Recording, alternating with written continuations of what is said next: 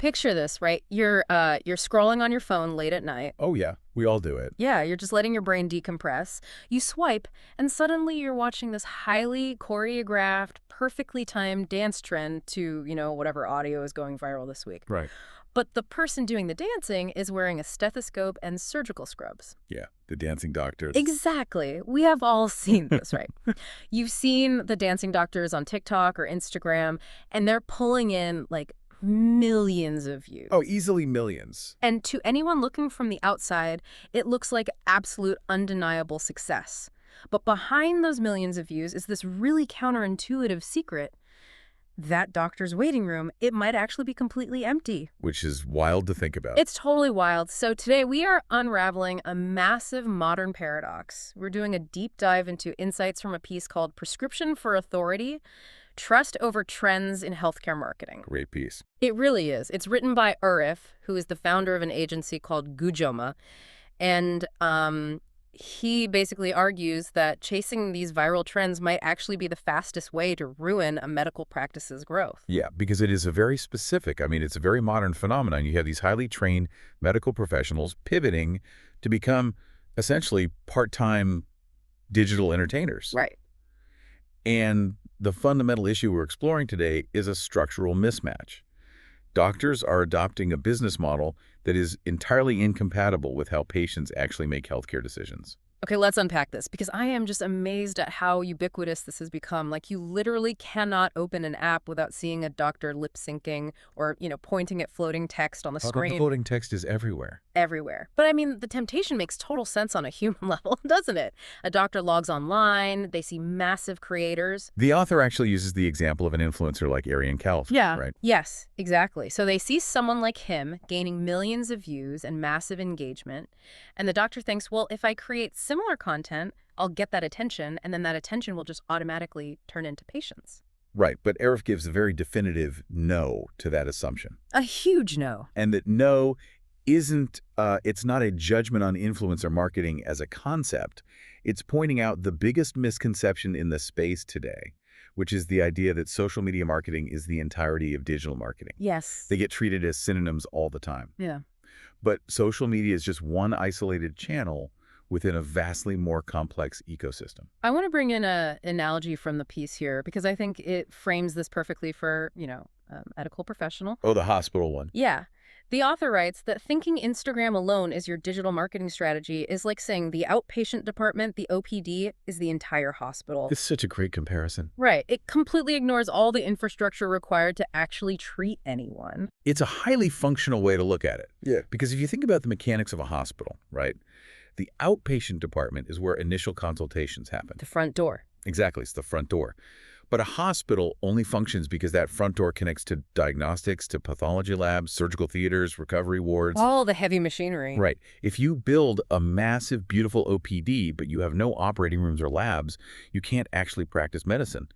And digital marketing operates on the exact same mechanical principle. Wow. Social media might be a front door, but without the underlying infrastructure to process that attention, the whole system just collapses. But wait, I have to push back on this premise just a little bit. Sure. Even if it is just the front door, isn't all publicity good publicity? By the law of large numbers alone, if you put out a viral reel and 2 million people see your face in scrubs, why wouldn't that at least bring in some patients? You'd think so, right? Yeah. Out of 2 million people, a few hundred must live in your city and have, like, a bad knee or a heart problem, right? Well, what's fascinating here is the assumption about how algorithms distribute content versus how local businesses actually operate. Okay, tell me more about that. So the algorithm rewards watch time and engagement, right? It pushes a viral video globally. Virality creates this flash flood of completely untargeted attention. Oh, untargeted. Right. But temporary attention doesn't magically build the complex machinery needed to convert a viewer into a patient. You might get 2 million views, sure. Right. But the algorithm might show it to teenagers in London, college students in Tokyo, and maybe, just maybe, 3 people in your actual zip code. Ah, okay. So the distribution is entirely decoupled from local utility. Precisely. And even if those three local people see it, we have to look at the mechanics of trust. Do they feel a sense of medical confidence in your surgical abilities just because you hit the beat of a pop song perfectly? Probably not. No. Entertainment value does not linearly translate to medical authority. Which brings us to how we actually measure a win in these two completely different worlds. Yes, the metrics. Let's look at the clashing business models here. Because the metrics of success for an influencer versus a doctor are diametrically opposed.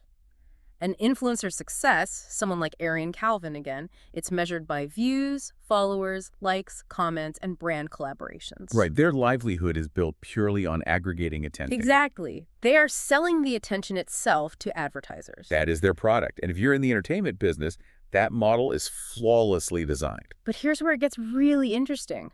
A doctor's product isn't attention. No, it's not. A doctor shouldn't be asking, like, how many views did my reel get? They have to ask, did our appointment bookings increase?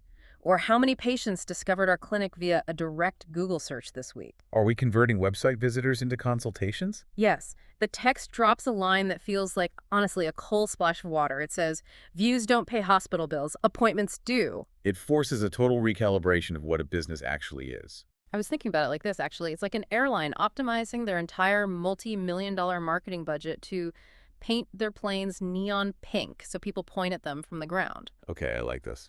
But their booking website crashes every single time you try to buy a ticket.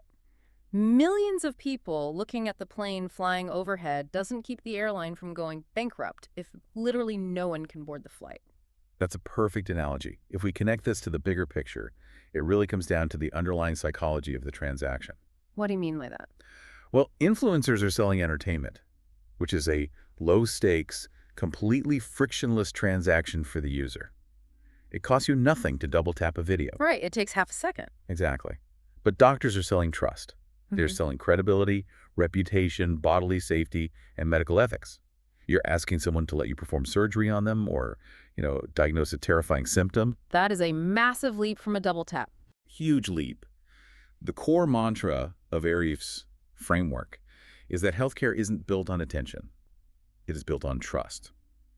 And the infrastructure required to build trust looks entirely different from the infrastructure required to build an audience. Okay, let's actually game this out because the stakes of that trust are incredibly high.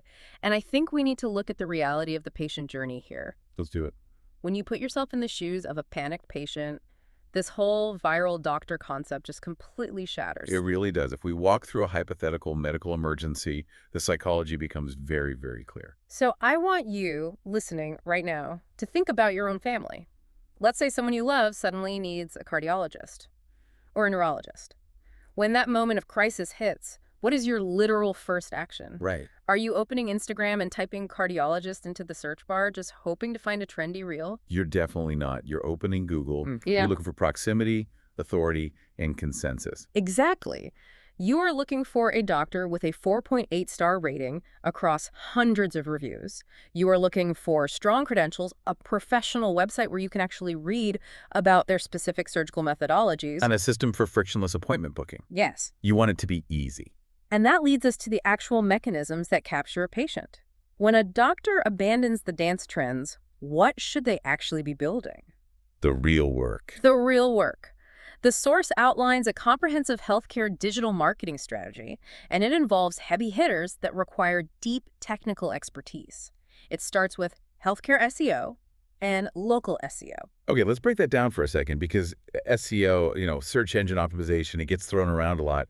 How does that actually work for a clinic mechanically? Well, local SEO in healthcare isn't about ranking globally for the term heart pain. Right. It's about intercepting the exact person who is typing pediatrician near me open now at 2 a.m. in a very specific zip code. It's structuring the back end of your website. So Google definitively knows your exact location, your operating hours, and your specific medical specialties. It's highly targeted. Extremely. Then you have Google Business Profile Optimization and aggressive online reputation management. Wait, hold on. Isn't reputation management just replying to Yelp or Google reviews when someone complains? Like saying, sorry you had a bad experience? In a generic business, maybe. But in healthcare, reputation management is a highly proactive mechanism. Proactive how? It involves building automated, high-PA compliant systems that securely follow up with satisfied patients right after they're discharged. Oh, so you're actively asking for the good reviews. Yes. You need to actively generate a steady stream of positive Google reviews, which naturally pushes down the inevitable one-star review from someone who is just, angry about the waiting room television being too loud. Right, because there's always that one guy. Always. It's about creating an aggregate shield of trust. That makes so much more sense than just hoping happy patients remember to log on and leave a review. Because they won't. Right, and the text also mentions conversion optimization and appointment funnels. Right, and conversion optimization isn't just some marketing buzzword here. It means understanding the panic state of your user. Yeah, they're stressed out. Exactly. When that stressed parent is looking at the pediatrician's site on their mobile phone, the Book Now button needs to be exactly where their thumb naturally rests. Oh, that is so specific. It has to be. Yeah. The process needs to take 2 taps, not some 5-page PDF form they have to print and scan. That is an appointment funnel. But let me ask you this, because I know there's a doctor listening right now who is thinking, well, why not both? Sure. Can't a doctor be a highly entertaining presence on social media, ND, have all this technical SEO and conversion infrastructure? Like, do the two actively cancel each other out in the patient's mind? Well, they don't inherently cancel each other out, but it becomes a severe misallocation of finite resources. Okay, tell me more. If a clinic has a limited marketing budget, or a doctor has limited free time, where is the ROI? Where's the return on investment? If a doctor is spending 10 hours a week editing a video to chase the algorithm, but their Google business profile has an outdated phone number, Oh, yikes. or their website takes 8 seconds to load on a cell phone, they're actively losing real patients. Yeah, they're stepping over dollars to pick up pennies. Precisely. The unglamorous, highly technical work of building digital confidence is what creates sustainable growth. Virality just creates temporary noise. So what does this all mean? If the patient journey requires this massive, complex, trust-based digital ecosystem, who is actually qualified to build it? That is the big question. Because a doctor spent a decade in medical school studying human anatomy. They didn't study local SEO or mobile user interface design. Which brings us to what the text calls the second biggest mistake doctors make. Hiring a generic digital marketing agency. Right. And to be clear, the source isn't attacking generic agencies. A general marketing firm might do absolutely incredible work for a local restaurant or like a clothing brand. Sure, they're great at that. But patients do not buy healthcare the way they buy a sweater. We need to look at the author of our source material, Arif, and his background, because it explains perfectly why specialized knowledge is totally non-negotiable here. Arif's perspective is built on deep internal industry experience. Exactly. Before founding his agency, GUJJOMA, he spent 6.5 years working in-house with leading hospitals in India. Right, he wasn't just an outside consultant. No, he was literally on the ground, inside the administrative ecosystem, helping these healthcare organizations build patient acquisition systems. That half-decade of inside access taught him that healthcare marketing is completely alien compared to marketing any other industry. It requires a completely different operational playbook. That realization is exactly why he founded GUJJOMA, positioning it specifically as Varanasi's healthcare specialized digital marketing agency. Their entire mandate is abandoning generic marketing templates to build strategies designed strictly for hospitals and clinics. Which is so necessary. I was trying to come up with an analogy for this. Using generic marketing for a hospital is kind of like trying to use consumer retail tactics in a pharmacy. Oh, how so? Well, in retail, you create artificial scarcity. You put up a giant red sign that says, "Blowout sale ends Friday. Buy now." Right, you manufacture urgency. But in medicine, creating panic or artificial urgency is a massive ethical violation. You can't run an ad that says, "Only 3 heart surgeries left at this price." That would be terrifying. And this raises an important question, though. Beyond the obvious ethical violations, what are the actual mechanics that a specialized healthcare agency understands that a generic agency misses? Why do those generic templates fail so spectacularly in the medical field? Well, I would assume compliance is a huge part of it. The legal constraints on what a doctor can say online are incredibly strict. Oh, healthcare compliance is an absolute minefield. A generic agency is trained to make absolute guarantees to drive conversions, right? Yeah, that's marketing 101. They might write a Facebook ad promising a 100% cure for chronic back pain because, well, that's how they sell mattresses. Right. But in medicine, promising a 100% cure is an ethical breach that could literally threaten a practitioner's license. A specialized agency knows the exact boundaries of medical claims. Wow. I hadn't even considered the liability risk of letting a generic marketer write ad copy for a medical procedure. It's a massive risk. Yeah. But it also comes down to local patient intent and Google search behavior. A generic agency's instinct is to get your brand seen by the maximum number of eyeballs. The billboard approach. Exactly. A specialized healthcare agency knows that a patient experiencing acute symptoms operates with a very narrow, highly specific search intent. They understand the complete, localized patient journey. So they map out every step. Yes. From that initial, highly specific Google search to cross-referencing your credentials on third-party medical directories to validating trust through those automated review systems we discussed, to finally navigating a frictionless appointment booking process. It's so methodical. They aren't trying to make the doctor famous. They're trying to make the doctor the safest, most obvious choice for a local patient in immediate need. It's the difference between shouting through a megaphone in a crowded stadium hoping someone happens to need a doctor versus placing a highly visible, incredibly reassuring signpost right on the exact path where the panicked patient is already running. That's beautifully put. The specialized mandate is to build an ecosystem that intercepts high-intent searches and turns that trust into scheduled appointments. This completely shifts how I'm going to look at medical content online from now on. Yeah, it changes everything. Let's distill the ultimate takeaway here, straight from Arif's framework, for any doctors, clinic owners, or hospital administrators who are listening today. The thesis is clear. Don't chase followers, build trust. Don't chase trends, build authority. Stop asking your staff, how can we go viral this week? Yes. And start asking, how can more local patients seamlessly discover our practice, independently verify our expertise, and effortlessly book a consultation? Because the ultimate goal of a medical practice isn't creating content. The goal is creating an institution that patients confidently choose when they are at their most vulnerable. It's a fundamental recalibration of priorities. True digital authority is what ensures a medical practice survives, scales, and serves its community effectively. And even if you, the listener, aren't managing a hospital, understanding these mechanics makes you a significantly sharper healthcare consumer. You now understand the underlying architecture of trust.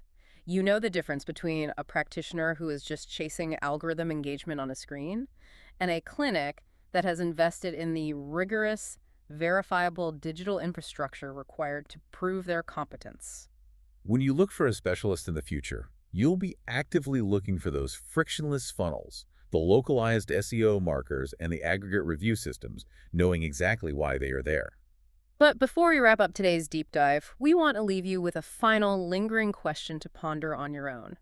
We spent this entire conversation establishing that digital trust markers. The optimized websites, glowing aggregate reviews, localized search dominance. Right. We've established that these are the ultimate currency for doctors. They are the mechanisms we use to decide who is safe and who is qualified. They are the modern digital equivalent of walking into an office and seeing a framed medical diploma from a prestigious university on the wall. Exactly. But what happens in the very near future when highly sophisticated AI can instantly generate these exact authority markers for less qualified practitioners? Oh man, that is a scary thought. If an AI can build a flawless, conversion-optimized medical website in seconds, generate hundreds of highly realistic, nuanced patient reviews, and perfectly manipulate local search engine behavior without any human intervention, what happens to our entire trust ecosystem? It breaks down. Right. In a future where digital authority can be artificially manufactured with zero effort or actual clinical history, how will you, the patient, distinguish true medical expertise from an expertly crafted digital illusion? It's a daunting prospect. The very markers of trust we currently rely on to bypass the noise could become the hardest things to verify. It's definitely something to chew on the next time you're searching for a specialist online. Because at the end of the day, you want to know the person holding the scalpel is actually a master in the operating room. And not just someone who figured out the algorithm perfectly. Exactly. Thanks for joining us on this deep dive. We'll see you next time.